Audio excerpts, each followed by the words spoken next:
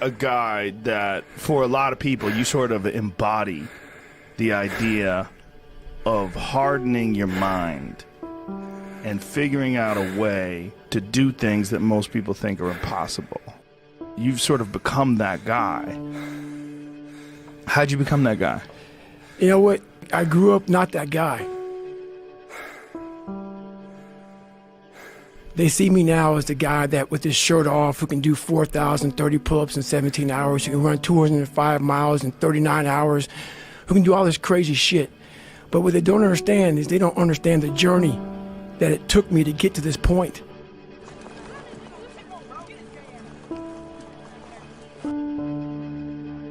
In my mind, I was always afraid.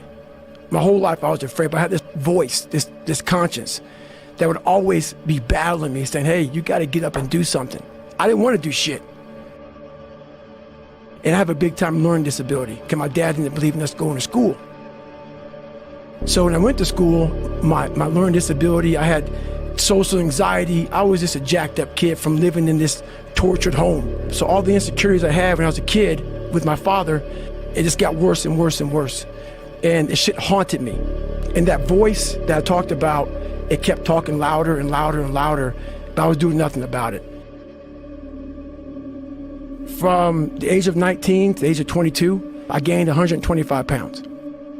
I went from 175 to almost 300. 297 was my heaviest. And I started finding things that was comfortable. And the more things I found comfortable, the more uncomfortable my mind was. Because that voice I was telling you about, it always was there. I was just trying to avoid that conscience.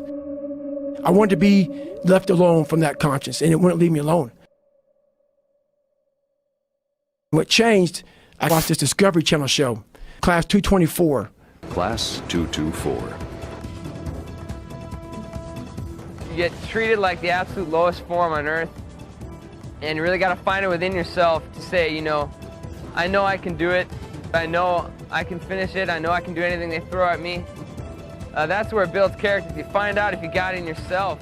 I watched the show, and it made me reflect big time on the piece of shit that I am, and I'm exactly what people said I was going to be. I was watching these guys going through Hell Week. Hell Week, the most dreaded week of Bloods. It's the ultimate test of one's physical and mental motivation. A round-the-clock regimen of intensive physical training and harassment, with as little as 4 hours of sleep during the entire week. And these guys are ringing the bell, quitting, dropping their helmet down, rolling out.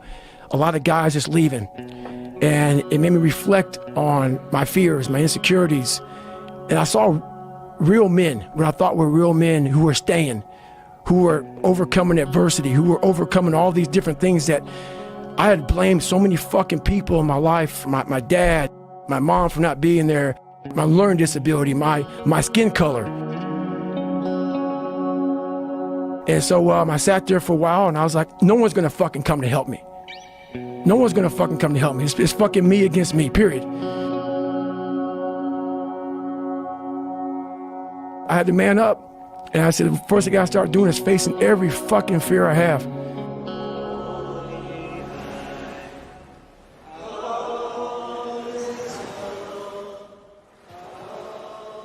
So I started calling recruiters up. I said, I'm gonna go be a fucking Navy SEAL.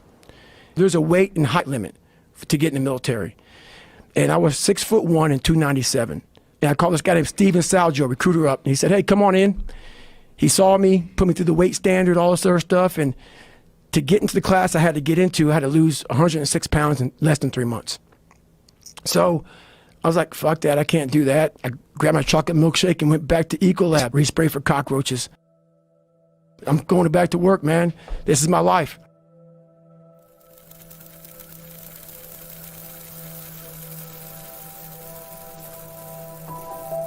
I don't like cockroaches too much. I hit the mother load of cockroaches. And I sat there and said, this is my life.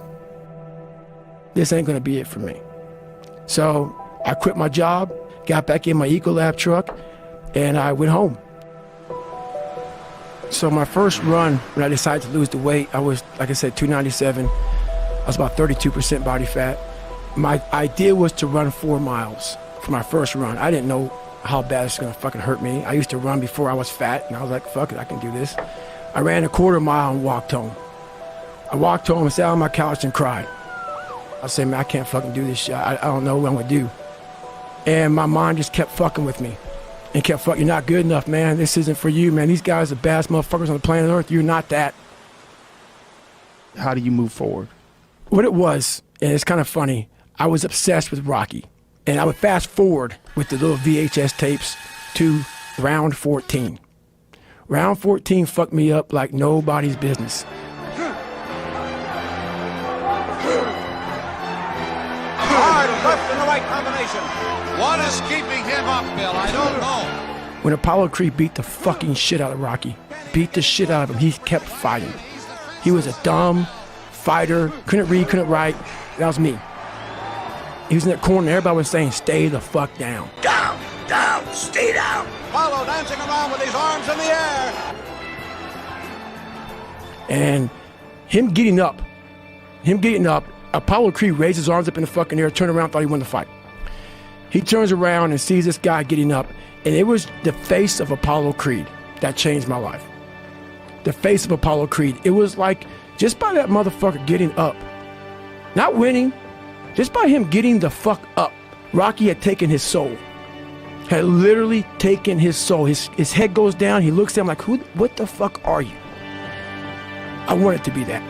I wanted to be the guy that people looked at. I don't care if you liked me or didn't like, I don't care. But said, this motherfucker is gonna keep coming after whatever the fuck is in front of him. I wanted that.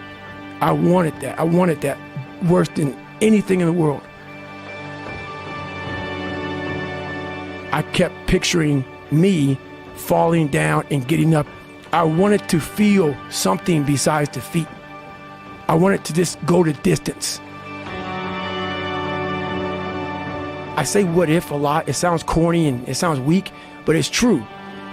What story would it be if my fucking fat, dumb, insecure ass can overcome this shit? What if I can be a SEAL, man? How would that feel? To go from this fat, insecure motherfucker to one of the best guys on the planet Earth, this journey is gonna take something that is gonna be incomprehensible to most people. So I would sit on my couch saying, who at 297, who can't fucking swim that great, who's scared of the fucking water, would have the fucking balls, who had the balls to fucking man up, quit a job, and to put everything on himself. So it's how I started talking to myself and putting myself in a whole different category, and that would fuel me the next day, and I just kept using that as fuel and fuel. No one would do this shit. No one would do this shit. You're the baddest motherfucker around. You're the baddest motherfucker ever lived. I just kept fueling me with the right kind of message that I needed to hear that I was never telling myself.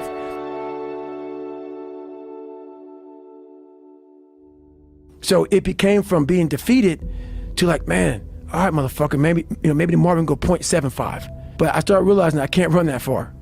So what I did was I became damn near a professional cyclist with the miles I put on the bike. I rode a bike a lot to lose the first initial kind of weight because my bones were just hurting so bad. My body was just broken. And then the bike got easier. I was able to run more. I went from like 1 mile. 1 mile was a great accomplishment. 2 miles, and then from 2 to 3 was a big one. Then I went from 3 to 6. They have a warning order that they give people to get ready for buds. And the whole thing was running 6 miles 5 days a week. And that was my goal. I failed, I'll go back to scratch. I use some positive motivation. I have like one day where I'm like fucking defeated. But I started realizing this is part of the process. This is part of the journey versus just saying, like I used to, I'm just not good enough.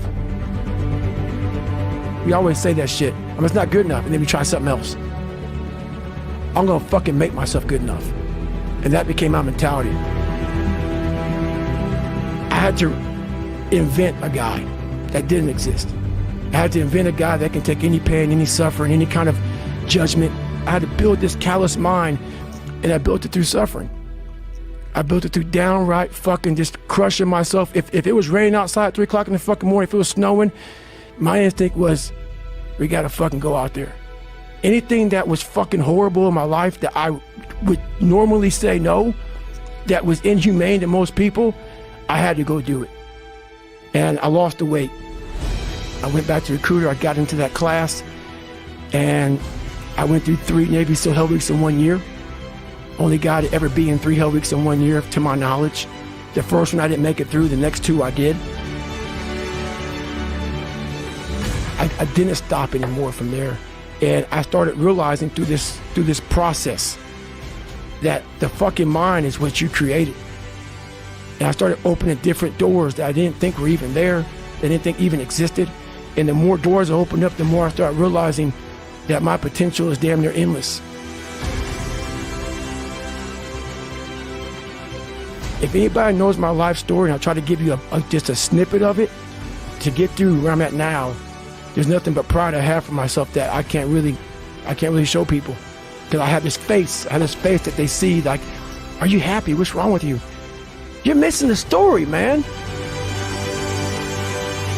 Am I happy? What the fuck did you think? Don't misunderstand the passion in which I speak for not being intensely happy. But I'm not done.